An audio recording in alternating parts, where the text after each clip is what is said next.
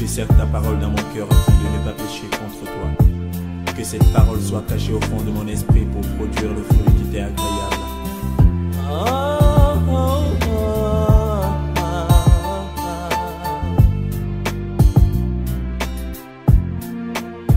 Plus que jamais j'aime ta parole. D'abord, je voudrais vous remercier très sincèrement. Quand on a ce genre de retour, on comprend que je comprends mieux encore que ce que nous faisons est positif. C'est positif.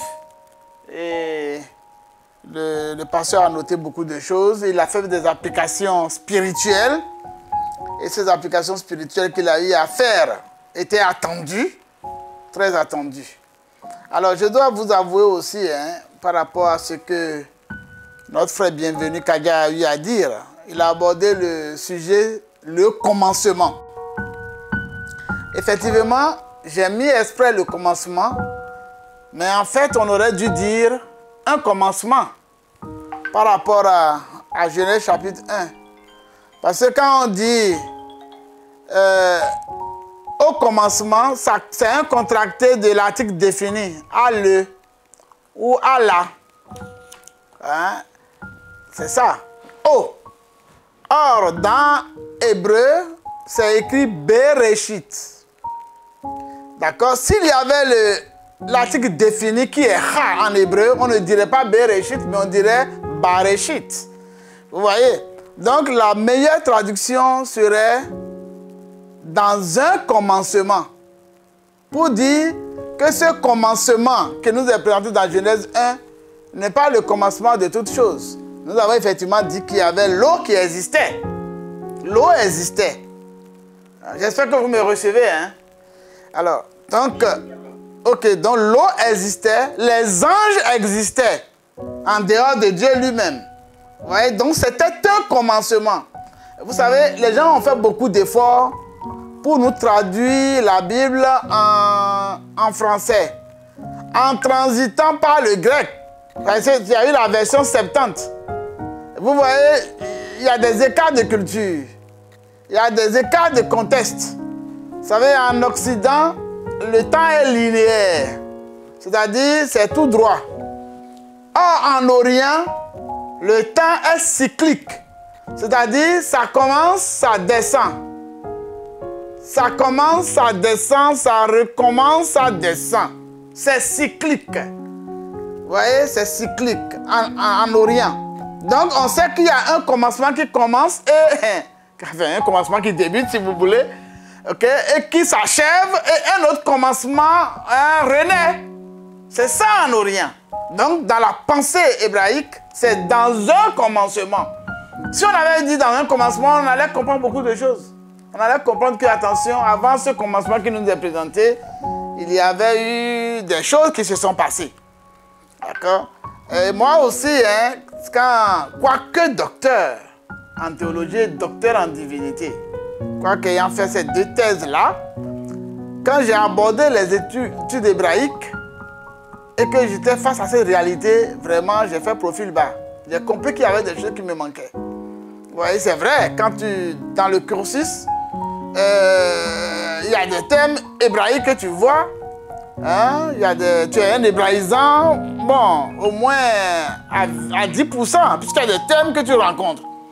Mais c'est totalement différent quand tu vas apprendre l'hébreu, que tu sais lire hébreu, que tu apprends la grammaire hébreu, en hébreu, que tu apprends les articles, que tu apprends toutes les génétifs en hébreu. Quand tu apprends tout ça, ben, tu comprends mieux beaucoup de choses. Et normalement, on devrait faire l'effort de visiter la langue dans laquelle la Bible a été écrite pour pouvoir mieux la maîtriser. Vous voyez, rien que chaque 3 chapitres, vous voyez tous les éclairages que nous avons pu avoir. C'est pourquoi, pasteur, quoique on s'était entendu pour démarrer des enregistrements depuis 5 ans, 6 ans, on s'était entendu, mais c'est à cause de tout ça que j'ai raccroché d'abord, d'accord, pour aller à l'école de l'IBS. Israel Institute of Biblical Study, hein, pour pouvoir passer par ces différents ateliers-là et en apprendre un peu plus. Voilà. Vous voyez, donc le commencement, hein, on devrait dire un commencement. Dans Genèse 1, dans un commencement. Donc je voudrais appuyer ça dans tout ce que vous avez noté. Il y a aussi ce qui est important, vous avez noté la ruse, mais nous devons dire que la ruse et la nudité s'interchangent. On peut mettre l'un à la place de l'autre. Ça, c'est fondamental pour les Hébreux. Et c'est fondamental pour la Bible hébraïque, donc les hébraïsants, dans le contexte biblique, nudité et ruse, on peut changer ça. Hein? On peut remplacer nudité par ruse ou ruse par nudité. Et le mot c'est arum. Le pluriel c'est arumim.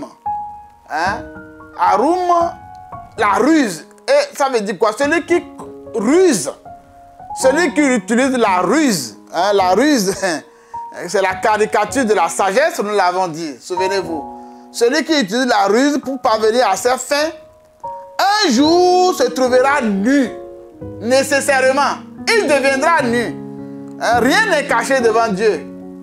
Si tu utilises la ruse, si tu ruses pour parvenir à tes fins, tu seras mis à nu. Et pour l'hébreu, c'est clair.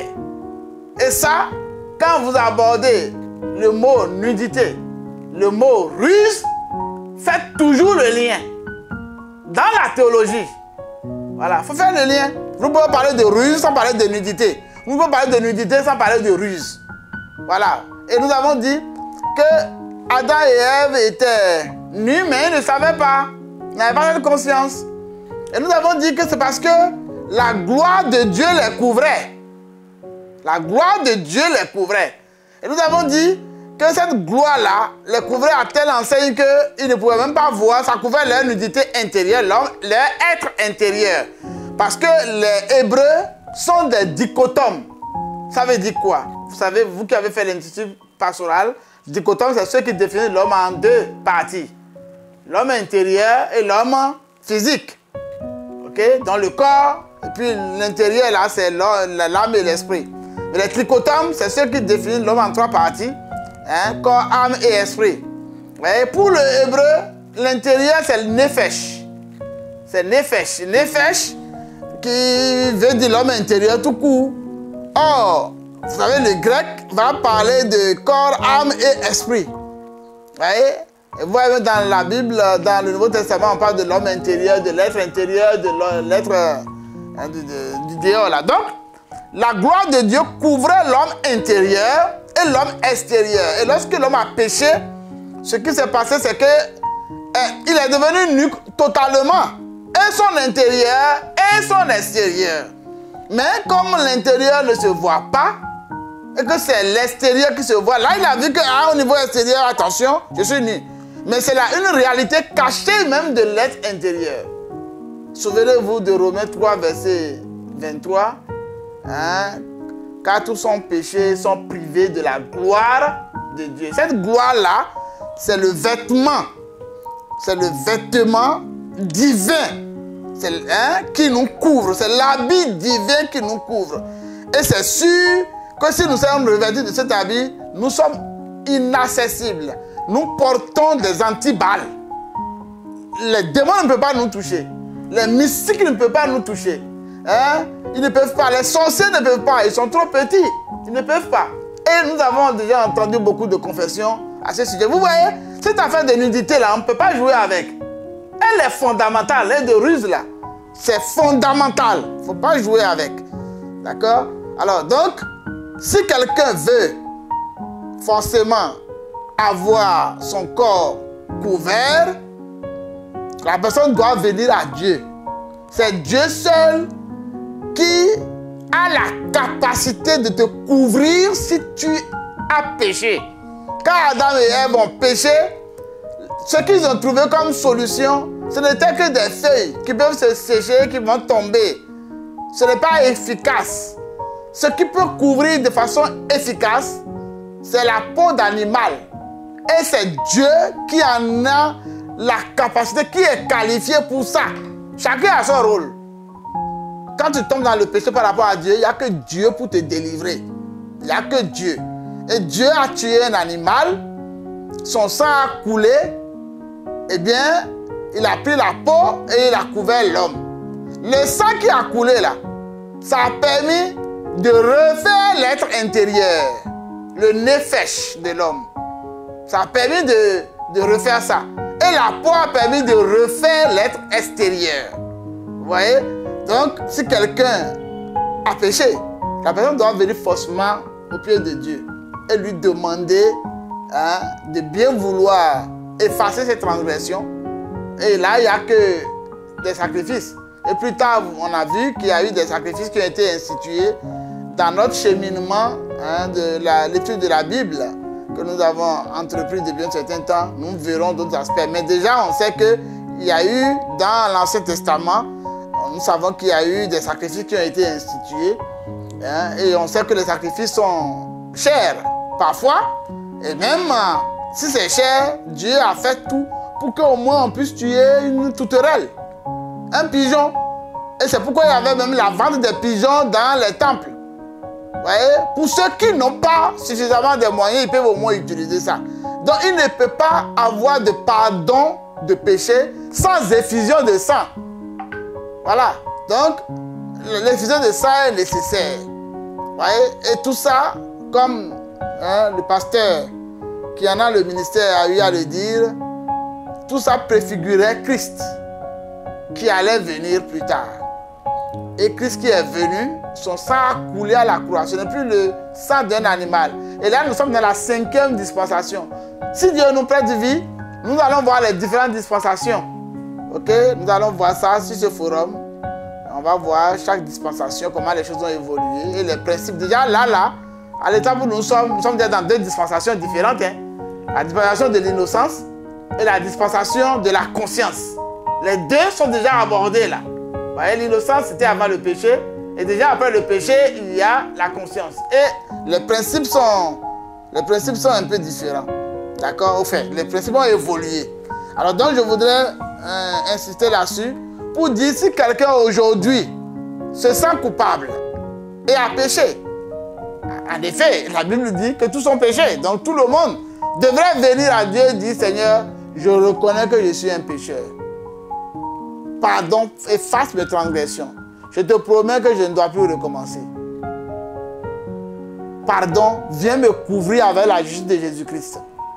Viens me couvrir avec la justice de Jésus-Christ.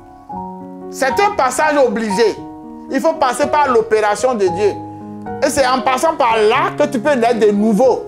C'est une confession nécessaire pour se sanctifier et pour revêtir l'homme nouveau. C'est un passage obligé. Donc j'avais voulu insister là-dessus pour que cela soit très très bien entendu. Il y a notre frère aussi qui a noté le renfort. Effectivement, en ce qui concerne la femme, elle a été créée comme étant un renfort. Et le mot renfort est utilisé dans le domaine militaire. C'est un renfort. C'est un renfort comme dans l'armée. Donc c'est quelqu'un qui vient aider. Nous avons dit c'est comme Dieu qui vient aider. Vous voyez, il y a un thème que nous utilisons souvent. Ebenezer.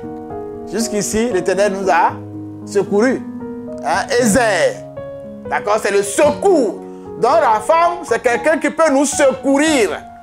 Vous voyez, c'est ça. C'est ça en réalité. Donc et puis c'est pas n'importe quel renfort. C'est un renfort contre nous-mêmes. Ezer Kenegdo. Contre nous-mêmes.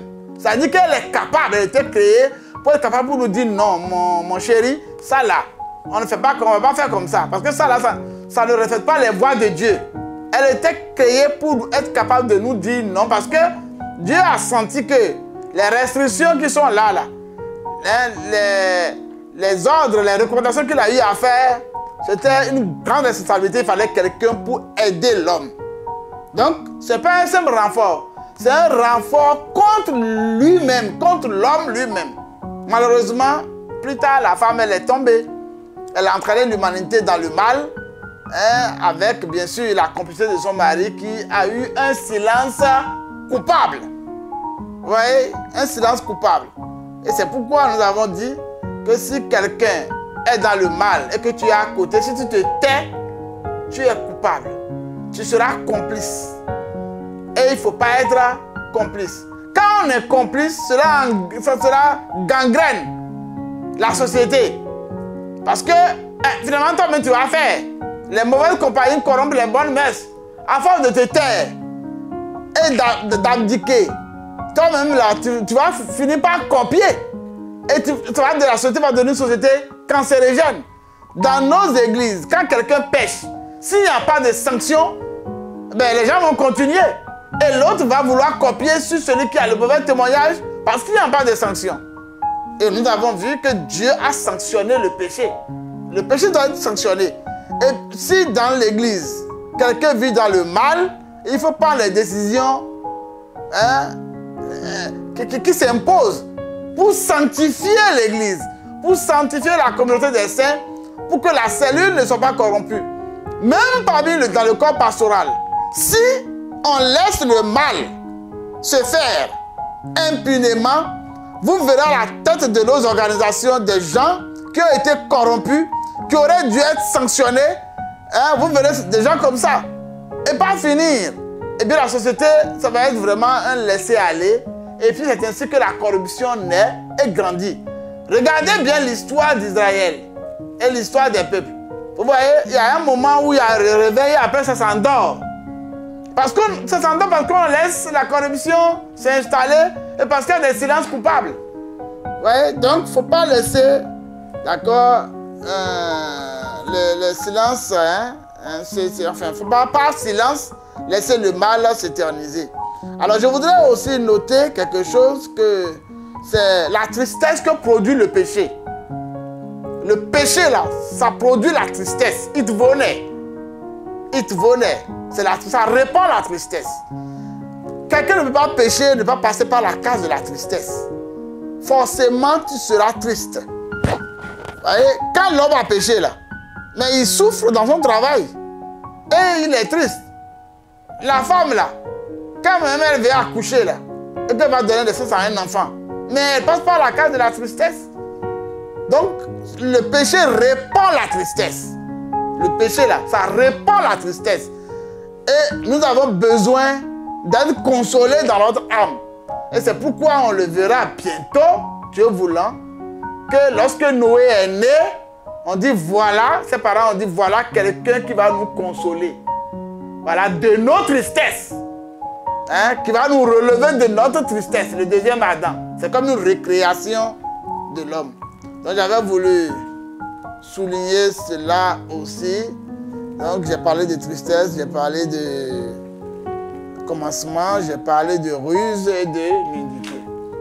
Alors, l'autre chose que je voudrais dire, c'est que lorsque l'homme a déménagé by force du jardin d'Éden, le mot qui est utilisé en hébreu, c'est garesh. Garesh. Garesh qui est traduit dans nos Bibles par chasser. Mais dans l'hébreu moderne, ça ressemble à divorce. D'accord? Divorce. D'accord? Donc il est réellement possible d'affirmer que l'Éternel Dieu prononce un divorce entre Adam et Ève et le jardin d'Éden. Ensuite, et lui-même. C'est-à-dire que, d'une part, divorce entre le jardin d'Éden et Adam et Ève. On n'a pas dit divorce entre Adam et Ève, non. Mais entre le jardin d'Éden et puis Adam et Ève, là, il y a comme eu un divorce. OK? Et puis, entre Dieu et l'homme, vraiment, il y a eu comme un divorce et il fallait rapidement rattraper les choses. C'est pourquoi la séparation de corps a été vite réglée par cette affaire de l'animal qui a été tué et pour leur offrir la peau d'animal pour qu'ils puissent avoir des habits. Alors, il est aussi clair que après la chute là, contrairement à ce qu'il est convenu de penser, le renvoi d'Adam et Ève du jardin d'Éden n'est pas une condamnation de Dieu. Leur exil sur le jardin des délices n'était pas une mesure disciplinaire en tant que telle au plus fort du sens, mais plutôt une mesure miséricordieuse et protectrice. Vous voyez? Parce que Dieu voulait nécessairement que l'humanité soit sauvée. Vous savez, l'homme là, il est créé comme race. Hein? Alors que les anges sont créés comme des troupes. C'est-à-dire que chaque ange est créé. Or, l'homme là, Dieu a créé un homme et une femme, un garçon et une fille. Et puis les deux là se sont multipliés. Donc on parle de la race humaine. Il n'y a pas plusieurs races humaines. Vous voyez? Et donc Dieu tient à ce que la race humaine puisse être sauvée. Et c'est pourquoi il a pris les mesures pour que ça ne se perde pas totalement. En effet, Dieu écrit droit avec des lignes courbes, comme nous avons dit. Voilà ce que j'avais voulu dire. En attendant, hein, s'il y a encore des intervenants, on va prendre. Puisqu'il est 19h30 ici, GMT, ça fait 20h30. Nous allons penser à des questions, des besoins de clarification. Nous allons prendre avant de boucler. Mon pasteur, est-ce que vous avez des préoccupations ou bien des rajouts à faire? Oui, prenez la parole, pasteur. Mon docteur, c'est une préoccupation. Oui.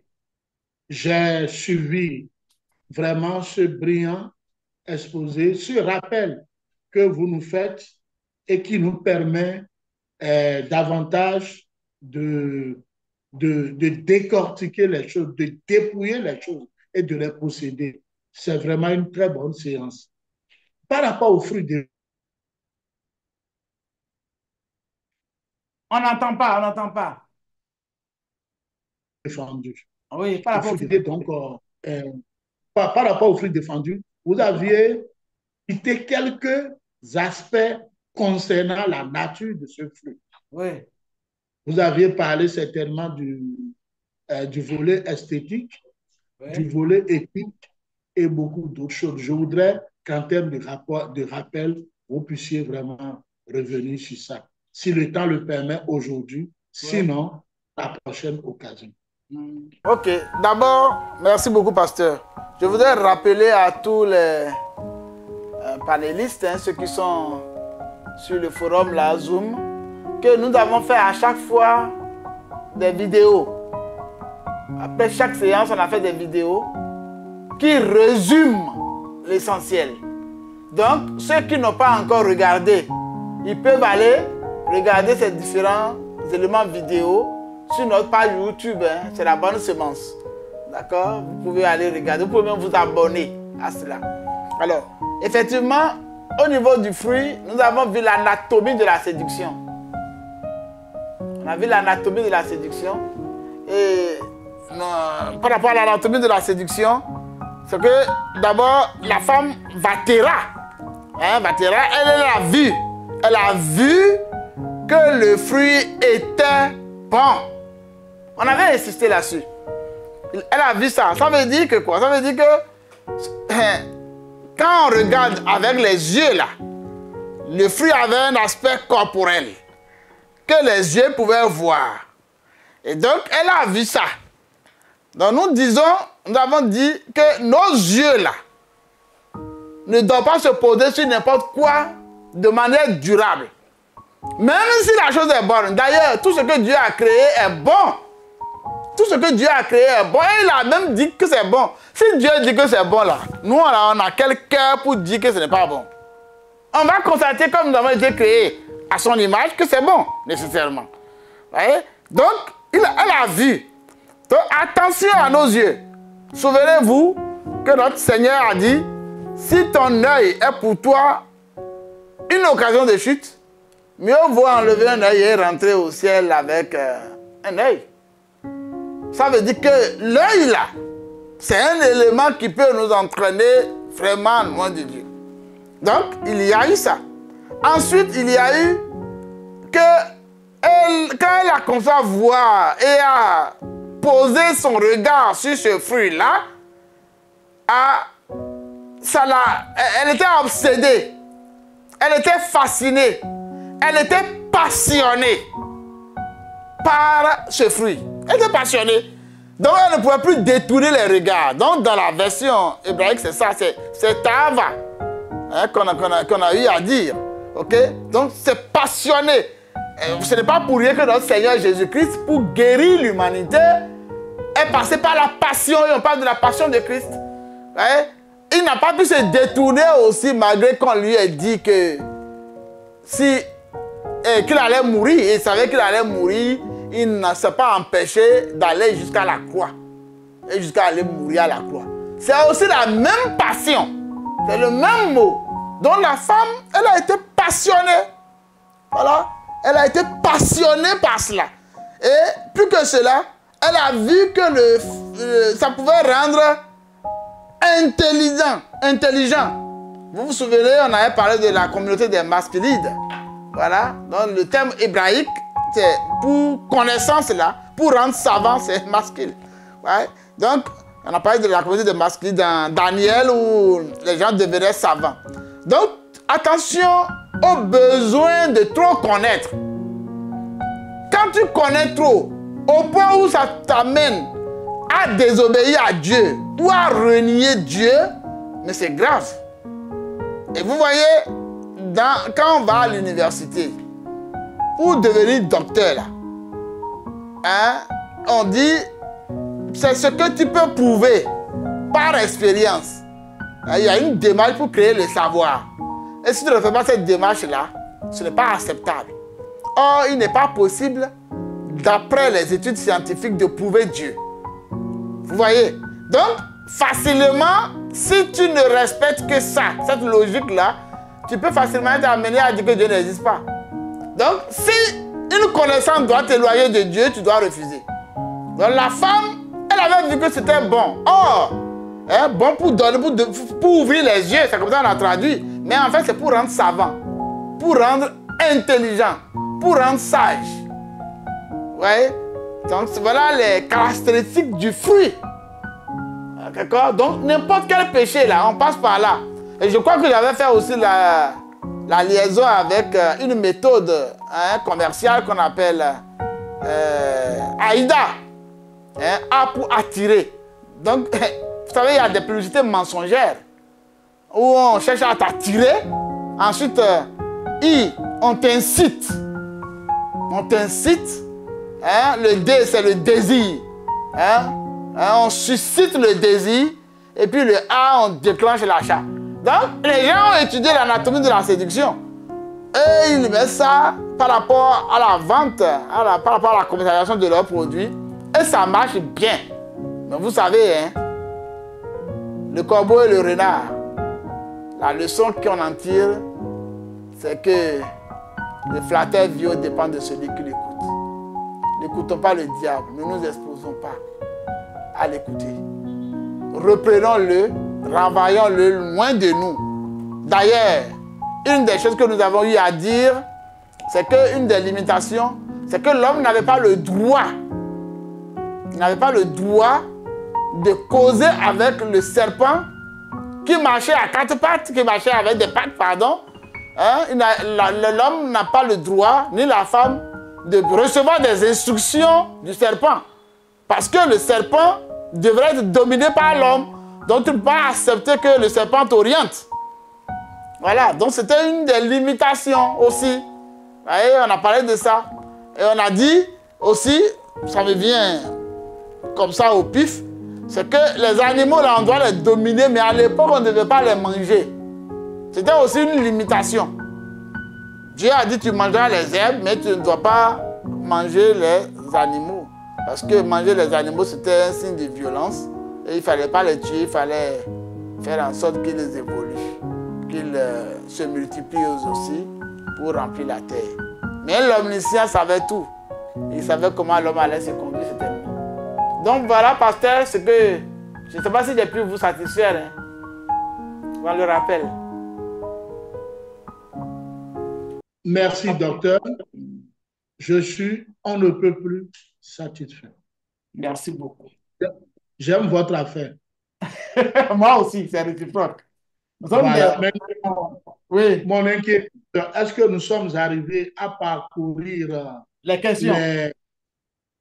les questions, les 8 épisodes? C'est ça. Je crois que le but du jeu, ce n'était pas de tout dire, mais de voir les points saillants qui retiennent. Par rapport à l'épisode 1, le commencement. Le commencement, la leçon que j'avais tirée, c'était que l'homme devait avoir l'humilité. L'humilité pour dire que lui, le pays, ne connaît pas tout. Donc, il a besoin de Dieu pour tout connaître. Vous voyez? Et l'autre chose, c'est qu'il doit avoir la foi en Dieu pour recevoir l'instruction de lui. Donc, par rapport au commencement, c'est ce qu'on avait dit. Par rapport à la divinité, et on avait posé une question, est-ce qu'il existe un seul Dieu? Et nous avons répondu qu'il y a les tenants du oui et les tenants du non. De toutes les façons, dans la Bible, là, il y a plusieurs divinités qui sont mentionnées, donc plusieurs dieux qui sont mentionnés. Dans nos Bibles, ça s'écrit avec des minuscules, mais dans tous les cas en hébreu, Dieu c'est Elohim. Ok? Dieu c'est Elohim. Ok? On sait qu'il y a plusieurs divinités, y compris des païens. Mais il y en a un seul qui a créé le ciel et la terre, le frère Bienvenu l'a dit, c'est le Yod-He-Vav-He, dont le nom est imprononçable. Je précise que les Hébreux n'acceptent pas qu'on vocalise le nom de Dieu. Ok? D'ailleurs, il n'y a pas du tout longtemps que les voyelles ont été créées par les majorettes pour pouvoir prononcer même des mots. Sinon, les mots étaient écrits avec des consonnes et uniquement des consonnes.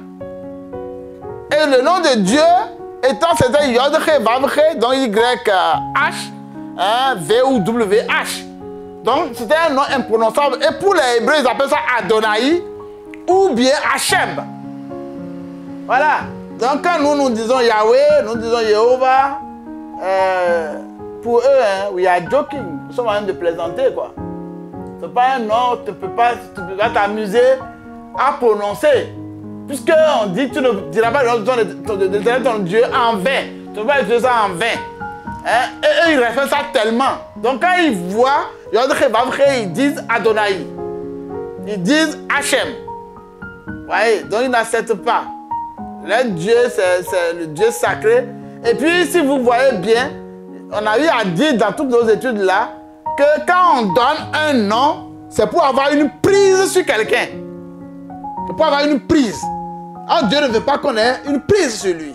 Bon, avant qu'on étudie ce volet-là, si Dieu nous en donne l'opportunité, on peut dire tout de suite que c'est pour cette raison que Dieu a donné un seul nom par lequel nous pouvons être sauvés, celui qui est Jésus-Christ. C'est le seul nom. Vous voyez? C'est le seul nom par lequel qui a été donné parmi les hommes, par lequel nous pouvons être sauvés, c'est Jésus-Christ, qui veut dire Yahweh sauve. Et Yahweh, là encore, vous voyez, on dit que Dieu sauve. On dit que Yod-He, Vav-He, sauve. Vous voyez? C'est ce que ça veut dire. Donc, quand on a vocalisé cela. Alors, donc, par rapport à la divinité, ce que je peux dire, par rapport à la création d'Adam, nous avons vu que Adam avait été créé avec la poussière. Et la poussière en hébreu, c'est Afar. Afar.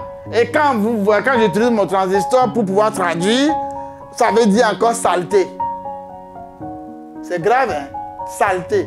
Ça veut dire que nous avons été fabriqués avec de la saleté. Hein? Donc, nous sommes des saletés ambulantes. Est-ce que vous comprenez? C'est quelque chose qui est vil. Ouais? Et puis, quand on étudie la Torah, on dit que l'homme est issu d'une goutte puante de sperme. Ouais? Nous sommes le résultat de ça. Et c'est pourquoi quand l'homme tombe, l'homme ne respire plus. Vraiment, on ne peut que le ranger. On ne peut que le ranger parce qu'il est fait avec quelque chose de vil. Hein? La poussière, quand on dit poussière, là, c'est vraiment gentil. Hein? C'est vraiment gentil. Sinon, saleté, vous voyez, bon, on ne va pas quand même s'insulter nous-mêmes, quoi. Vous voyez? Donc, c'est vil. Nous sommes vils. L'homme est fait avec quelque chose qui est vil. La valeur de l'homme, c'est le sang.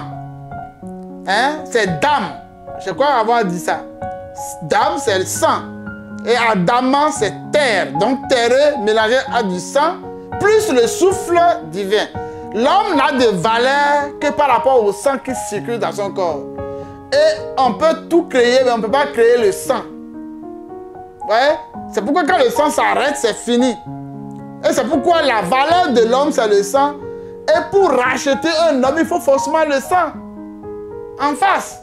Et c'est pourquoi sans effusion de sang, il n'y a pas de chose là, il n'y a pas de pardon. Il n'y a pas de rachat possible. Vous voyez? Ce n'est que le sang qui est le prix de l'homme. La valeur de l'homme, les talents de l'homme. C'est ça. Bon, maintenant, en dehors du sang, il y a le souffle de Dieu que nous tenons de Dieu. Le souffle de vie que nous tenons de Dieu. Donc, enlever le souffle, enlever le sang, vous voyez que l'homme n'est plus vraiment rien. Il ne peut aller que dans la poussière, dans ce qui est vil, dans la saleté. Donc, ceux qui se tapent la poitrine, là, ils devaient avoir suffisamment d'humilité pour comprendre que on n'est rien. Nous ne sommes que souffle de Dieu, nous ne sommes que sang. Voilà, c'est ça notre valeur. Hein? Si nous sommes connectés à Dieu, eh bien, nous savons de la valeur parce que notre âme, notre esprit est connecté à Dieu et nous sommes couverts de la gloire de Dieu. Donc voilà, par rapport à Adam, c'est ce que je peux dire. Alors, par rapport à la femme, on en a suffisamment parlé, c'est le renfort. D'accord? C'est le renfort contre l'homme. Donc, si nos femmes nous reprennent, ne nous offusquons pas. Bon, sauf qu'après le péché, elles devaient le faire avec beaucoup de respect. Parce que nous sommes leurs chefs tout de même. Nous sommes leurs chefs. Ouais, nous sommes leurs chefs tout de même. Alors, par rapport aux appréciations et aux limitations prononcées par Dieu, alors là, franchement, c'est un volet qui est très très riche. Hein? C'est très très riche. Tel que je l'ai développé, moi je sais que c'est... On ne peut plus riche. Je le sais. On ne pas des succès. Je le sais. Et c'est quelque chose, vraiment, ça peut faire l'objet d'un ouvrage. Ok, donc je vous recommande de relire ça. Parce que par rapport aux limitations, on a dit que l'homme est créé pour rester sur la terre. C'est une limite. Il ne devait pas aller au ciel. Il ne devait pas manger les animaux. C'est des limites. Vous voyez? Donc, il y a tout ça. Oh, aujourd'hui, on vient aller sur Mars. Hein? On va sur la Lune. Vous voyez? On ne devait pas faire le tour de Babel. Bon, donc c'est ça un peu les limitations. Par rapport à la nature du fruit défendu, bon, tout le monde a compris. Parce que c'est vous qui avez insisté par ce qu'on revienne sur ça. Et qu'on définisse bien la nature du fruit défendu. Après, donc, j'ai bien compris pourquoi. Donc, effectivement, pour les rabbins, hein, et avec moi aussi d'ailleurs, je peux le dire, d'accord, nous pensons que le fruit défendu là, même s'il n'est pas nommé, en réalité, si on veut nommer un arbre, ce serait le figuier. Si on dit autre chose, c'est faux. Il faut éliminer toutes les autres choses. On peut admettre que c'est le figuier. Parce que, aussitôt après le péché, l'homme a trouvé les feuilles de figuier pour se couvrir. Et notre erreur vient de l'expression Hayom. Un roi Hayom qui est traduit par dans la brise du soir. Alors que dans l'hébreu, Hayom, c'est jour. Vous voyez, on en a parlé la dernière fois. Donc c'est là l'erreur. Donc il faudrait qu'on puisse savoir. Alors les conséquences de la désobéissance, on a vu, hein, toutes les conséquences, on est devenu nus, etc. Et puis le déménagement forcé, on a vu dedans qu'il y avait la miséricorde de Dieu que cela cachait. Donc voilà un peu ramassé, hein, les différents éléments que nous avons eu à voir. Et prochainement, nous allons partir dans l'aventure avec Adam pour voir ce qu'il est devenu, lui et sa descendance. C'est ce qui nous attend samedi prochain. Ok, et puis je sais que ce serait encore alléchant. Ce serait très alléchant. Je sais que vous allez faire des apports que nous allons noter. En tout cas, merci beaucoup. S'il n'y a pas d'autres questions, d'autres interventions, eh bien, nous allons devoir clôturer en demandant à notre non, je vais demander à Pasteur Bagidi. Pasteur Bagidi, c'est que vous avez l'onction. Veuillez prier pour la fin. S'il vous plaît. Priez pour nous. Merci. Pour que tous ces enseignements-là puissent rester. Priez pour chaque membre de ce forum-là, tous ceux qui ont assisté. S'il vous plaît. Merci beaucoup. Merci, mon docteur. Inclinons nos regards devant le Seigneur. Dieu Tout-Puissant, Créateur des cieux et de la terre. Ta parole, elle est la vie. Ta parole, elle est la nourriture de nos âmes. Ta parole, elle bénit. Ta parole, elle guérit. Ta parole, elle libère. Ta parole, elle sauve. Ta parole, elle nous fait du bien. Ta parole, elle enrichit aussi. C'est au regard de tout ce qui précède que, Père, nous avons pris cette disposition pour la dépouiller, pour la manger, parce qu'elle est la nourriture de nos âmes.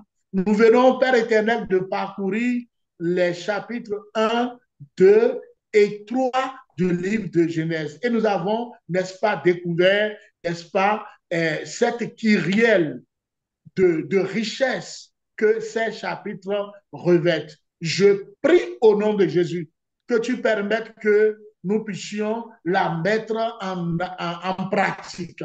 Que nous ne soyons pas des auditeurs oubliés, mais que nous soyons effectivement des gens qui vivent, n'est-ce pas, conformément à tes recommandations. Père éternel, ce que nous te demandons également, nous avons appris, nous avons connu d'y révolutionner nos vies spirituelles, d'y révolutionner nos vies physiques, d'y révolutionner nos êtres, afin que, Père, nous puissions aimer davantage cette parole et appliquer Jésus-Christ nos cœurs à ses recommandations. Éternel Dieu, éternel roi, nous voulons te confier les prochaines séances et demandons que tu puisses toujours nous assister, que tu puisses toujours nous permettre d'apprendre à tes pieds, parce que tu es le véritable maître, tu es le véritable berger, et nous autres, nous sommes, Père Céleste, tes disciples. Je voudrais te prier et te supplier pour que tu révolutionnes en nous le zèle, que tu révolutionnes en nous l'ardeur, pour que ces études que nous avons commencées ne s'émoussent pas, mais qu'elles se développent, qu'elles continuent, et qu'à l'instar d'un incendie, et n'est-ce pas, elles puissent embraser toute une grande forêt pour révolutionner nos vies, pour révolutionner nos êtres, pour révolutionner tes assemblées, tes communautés. Reçois toute la gloire, reçois toute la magnificence.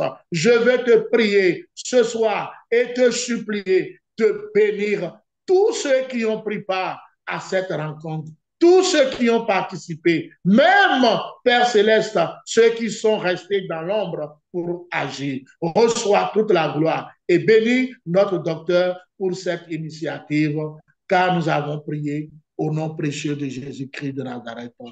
Amen. Amen. Je serre ta parole dans mon cœur afin de ne pas pécher contre toi.